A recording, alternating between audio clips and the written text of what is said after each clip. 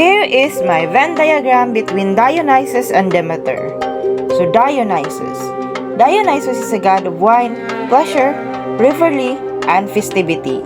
Dionysus has a dual nature bringing both joy and chaos, order and madness. While Demeter is a goddess of harvest, fertility, and agriculture. She is the lifeblood of the earth, controlling the growth of the crops and ensuring the survival of humanity through food production. Their similarities. Both Dionysus and Demeter are associated with fertility and the earth's abundance. Demeter and Dionysus are the god and goddess who help people to survive their daily lives in earth.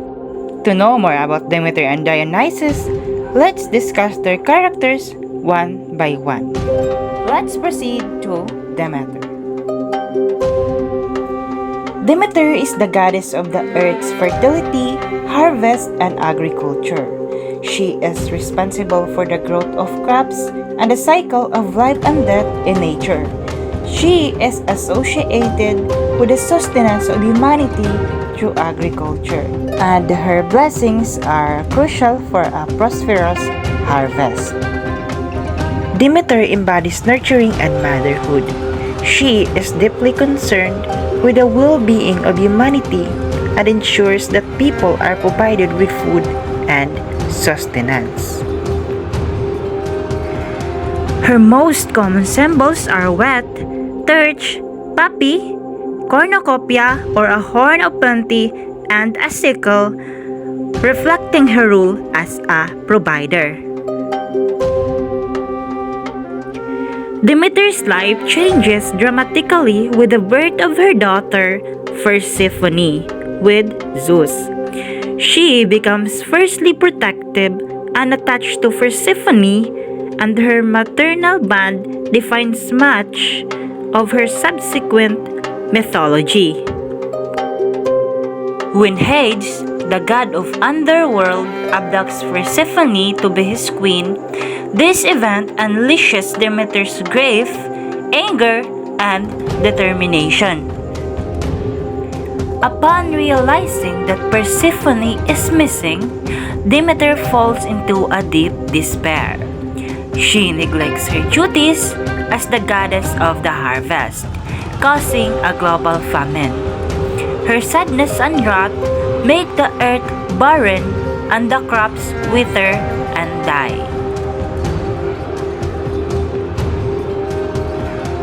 Demeter wanders the earth in search of her daughter, refusing to return to Mount Olympus. She allowed the earth to thrive until Persephone is returned. She disguises herself as an old woman and travels extensively, showing both her vulnerability and her resilience in the face of great loss. In some stories, Demeter is taken in by mortals during her search, such as at the palace of King Celeus in Eleusis. And she also reveals the secret of agriculture to humans and teaches them how to cultivate the earth. It shows a reflection of her generosity and wisdom towards the human. Eventually, Zeus intervenes, fearing the complete extinction of humankind due to the famine caused by Demeter's grief. He negotiates with Hades.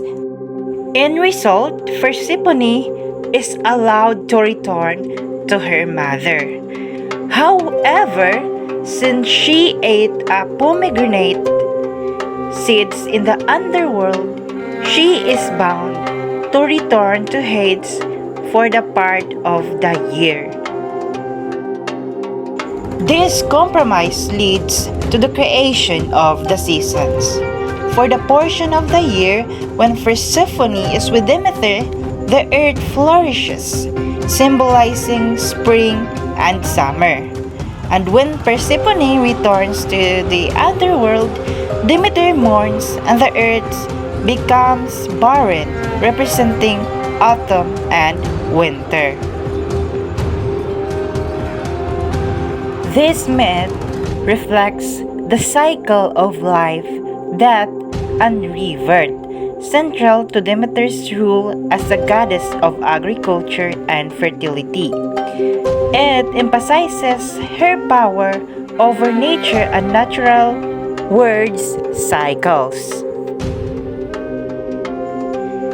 In her later mythological rule, Demeter becomes a central figure in the Eleusinian mysteries, an ancient religious rites practiced in honor of Demeter and Persephone. These mysteries were secretive but are believed to have symbolized the hope for life after death and the cycle of life and rebirth. Through the connection of Demeter to Persephone, it becomes a symbol of not only agricultural fertility but also a spiritual renewal. At the end of her myth, Demeter is both a protector of humanity and a wise teacher of the natural laws of life and death. Her compassion for mortals are seen in her teachings, and the gift of agriculture makes her a goddess who understands human sufferings and morality. In summary, Demeter's story begins with her as a nurturing and a life-giving goddess, evolves through her grief and wrath over the loss of Persephone, and culminates in her symbolic role as the goddess who controls the earth's fertility and the seasonal cycles. Her mythology explores themes of motherhood, lost renewal, and the deep connection between humans and nature.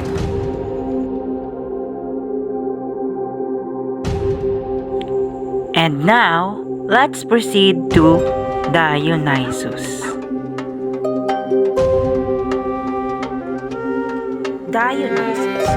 Dionysus was the son of Zeus, king of the gods, and Semele, a mortal princess of Thebes. His birth was unusual. Semele was struck by Hera, asking Zeus to reveal himself in his full divine form, which killed her. However, Zeus saved the unborn Dionysus by sewing him into his thigh, and he was born again a few months later. Thus, Dionysus is often called the twice-born god, symbolizing both life and rebirth.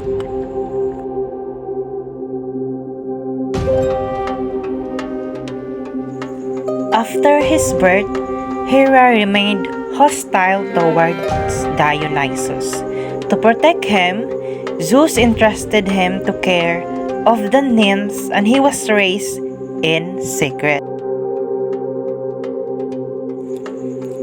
As he grew older, Dionysus wandered the earth, often defected as accompanied by a retinue of followers, including satyrs and maenads, a wild female devotees. Dionysus traveled widely across the world, introducing the cultivation of greatness and the production of wine to different cultures.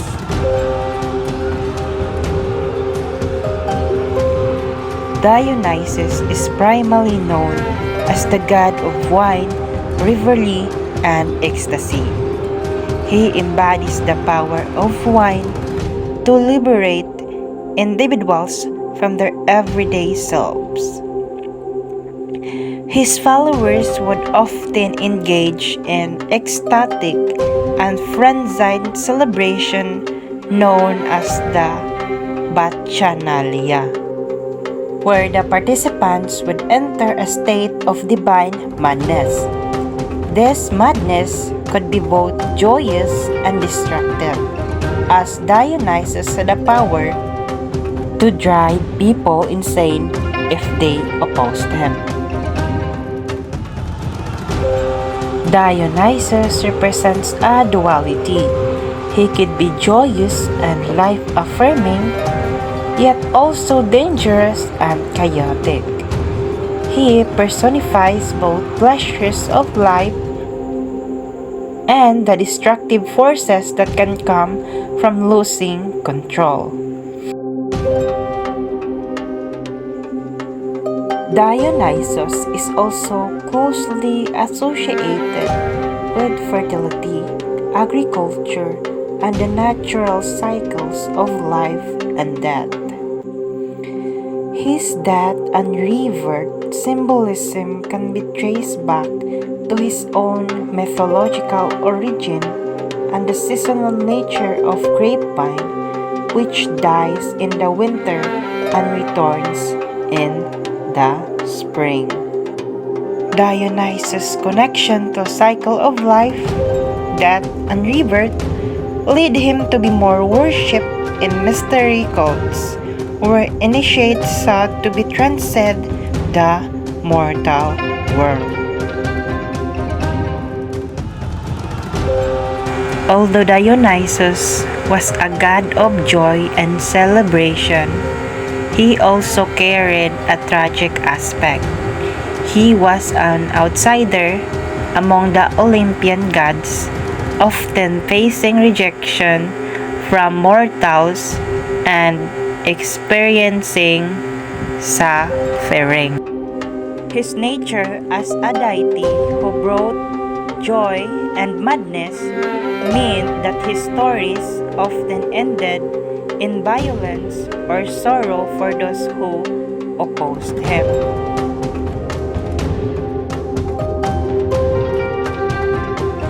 Dionysus embodies the concept of liminality, existing at the boundary between order and chaos, the mortal and divine, male and female. In some myths, he is depicted as an androgynous, symbolizing his ability to transcend traditional boundaries. His rituals often involve the breaking down of societal norms and conventions, allowing participants to experience a sense of freedom and catharsis. Despite his initially troubled relationship with the Olympian gods, Dionysus eventually achieved full recognition as one of the 12 Olympians. His return to Olympus represents his victory over rejection and his acceptance by both gods and mortals.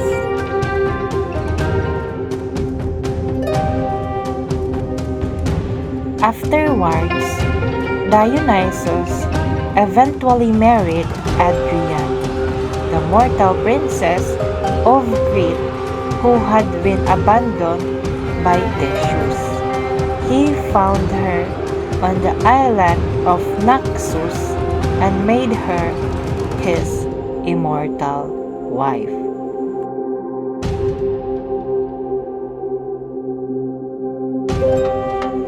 Dionysus' cult spread widely in ancient Greece, and he was worshipped in various forms. The theater, in particular, was associated with Dionysus, as his festivals involved performances of tragic and comedic plays. His ability to inspire both creativity and madness made him a key figure in the arts.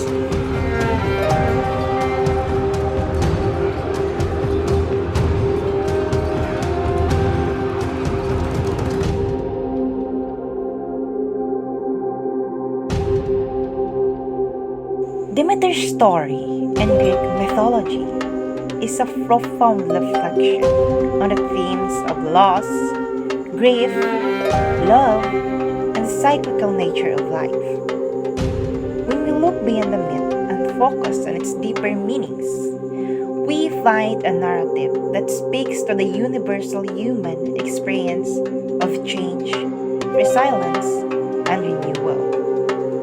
It tells us about the irresistible transitions, how suffering is an inherent part of life, and how one can find strength in the face of great hardship.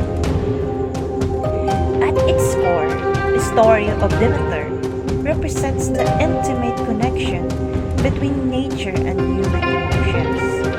Her sorrow over the loss of her daughter, Persephone, is not merely the sorrow of a mother, but a reflection of the way humans feel loss in all its forms, whether it be that of a loved one, the passing of season, or a significant change in life. The world grows cold and barren when Demeter grieves, illustrating how profoundly our emotional states can influence our surroundings and how interconnected we are with the natural world.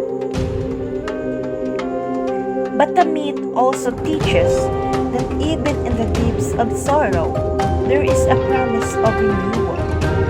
The cyclical nature of Persephone's descent to the underworld and her return to the earth mirrors the natural cycles of life, death and rebirth, loss and recovery, suffering and joy.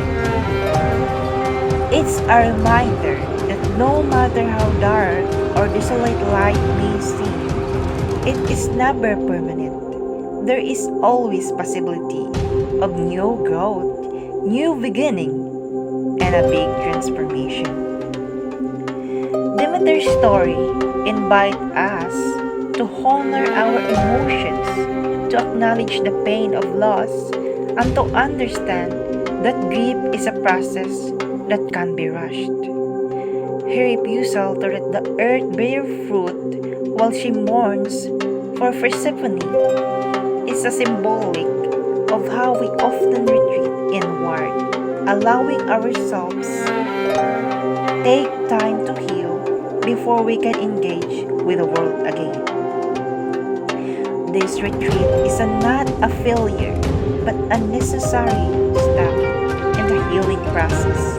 And just as the earth eventually flourishes again, so too do we. And we have allowed ourselves the time and space to live fully. Moreover, Demeter's fierce determination to be reunited with her daughter speaks to the strength of love and the power.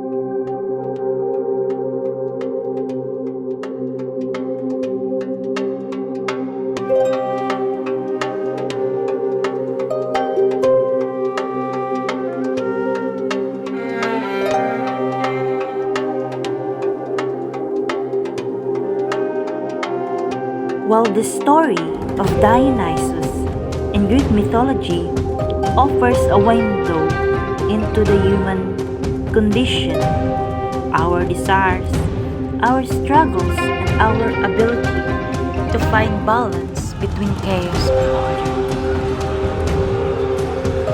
His mythology conveys a more deeper, more profound message about the nature of life and the necessity of embracing both its wild and controlled aspect.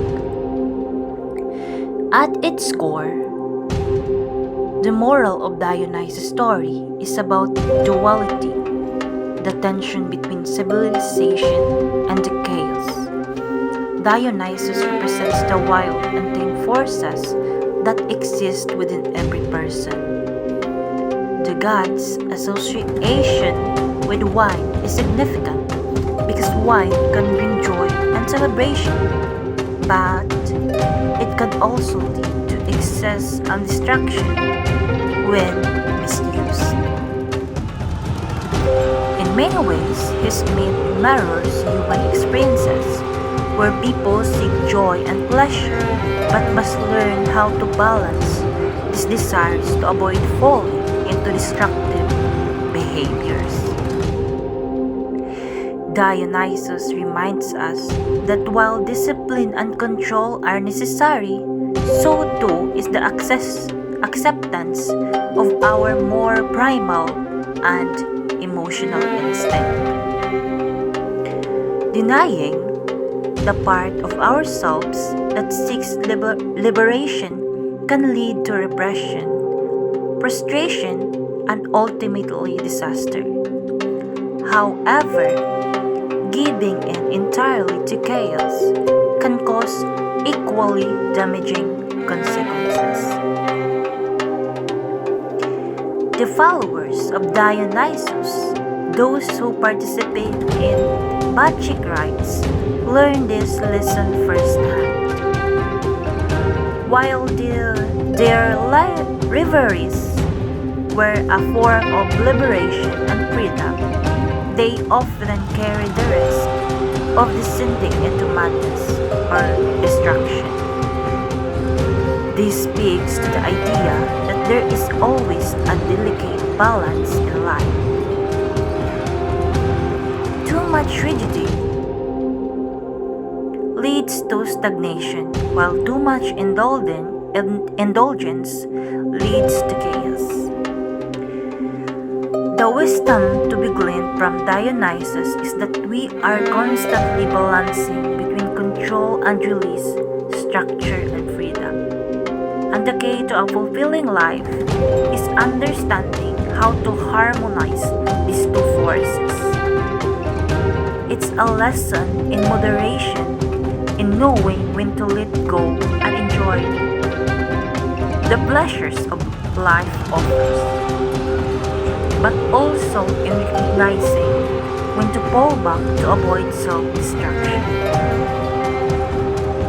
Moreover, Dionysus' mythology teaches us about the power of transformation.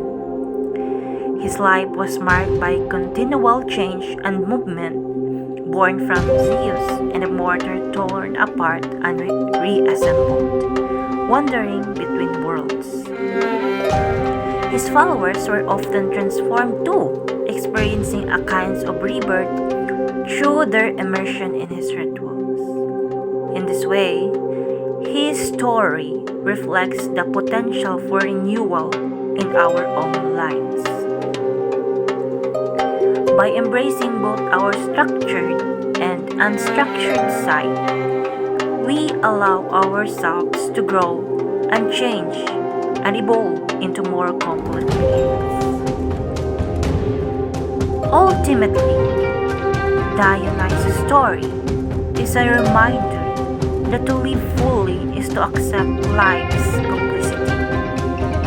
It is to understand that joy and sorrow, ecstasy and despair are all part of human experience. By embracing this balance, we come closer to understanding the true nature of ourselves and the world around us. In honoring Dionysus, we honor the full spectrum of life, the light and the dark, the rational and the warm, and we learn that both are essential for a life well lived. Additionally, the story of Dionysus is a reminder of our respect of life's people's miseries. Since Dionysus is not just a god of chaos, he is also the god of joy, fertility, and life pleasures. His followers found liberation in surrendering to ecstasy and emotion, a form of release that balance the order of everyday life. According to this myth, life contains both rational and irrational elements, and both must be acknowledged and respected. The rejection of Dionysus was a rejection of nature itself, and that rejection had a catastrophic consequences. Thus, the moral of Dionysus teaches not only the dangers of hubris and need for humility, but also the necessity of embracing and respecting life mysteries. It warns against the rigid denial of forces that are beyond human control and the dangers of allowing oneself to be completely consumed by either extreme. Dionysus, as both a creator and a destroyer, remind us that life is full of dualities and that to live wisely, one must find harmony between them.